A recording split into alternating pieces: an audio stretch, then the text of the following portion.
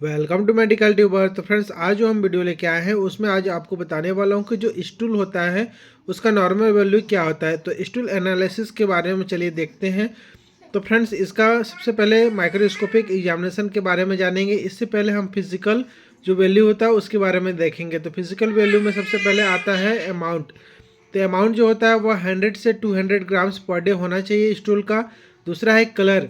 Colour जो होता है वो ब्राउन होना चाहिए। थर्ड है ऑर्डर। ऑर्डर जो होता है वह पीएच मान ऑफ स्टूल के ऊपर निर्भर करता है और डिपेंड्स करता है कि जो बैक्टीरियल फर्मेंटेशन होता है उसके आधार पे।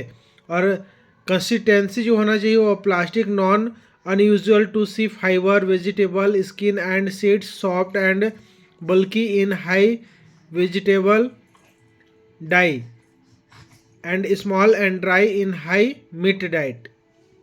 ए कंसिस्टेंसी होते हैं। साइज जो होता है वो फॉर्म्ड होते हैं एंड ग्रॉस जो ब्लड होता है उसमें प्रेजेंट नहीं होना चाहिए। म्यूकस जो होता है वो भी अनुपस्थित होना चाहिए। पस भी अनुपस्थित होना चाहिए और पैरासाइट भी अनुपस्थित होना चाहिए। अब देखते हैं माइक्रोस्कोपिक। तो माइक्रोस्कोपिक में सबसे पहले आती है फैट। तो फैट जो होता है वो कलरलेस नेचुरल फैट होना चाहिए जो 18% होना चाहिए। और फैटी एसिड जो होता है वह क्रिस्टल एंड सॉफ्ट्स होने चाहिए। एंड है undigested food meat fibres starch trypsin a none to small amount में होना चाहिए। Eggs and segment of parasites, तो ये भी अनुपस्थित होना चाहिए। ईस्ट भी अनुपस्थित होना चाहिए। लिकोसाइड्स भी अनुपस्थित होना चाहिए। अब बात करेंगे हमारा केमिकल एग्जामिनेशन। तो केमिकल एग्जामिनेशन फ्रेंड्स, जो वाटर होना चाहिए वह अप टू 75% अर्थात 1/3 होना चाहिए।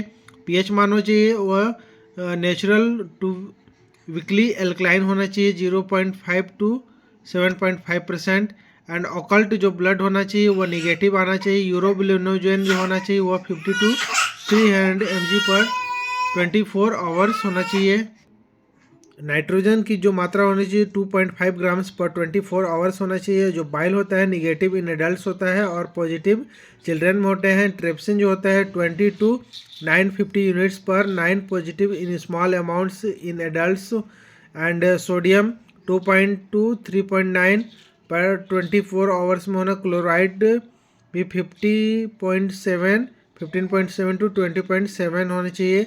पोटेशियम 0 टू 6.9 पर 24 आवर्स। एंड ऑस्मोलेटली यूज भी सीरम जो होते चाहिए और 200 टू 250 मॉस में होना चाहिए। तो ये सारे जो नॉर्मल वैल्यू होते हैं physical and chemical and microscopic examination.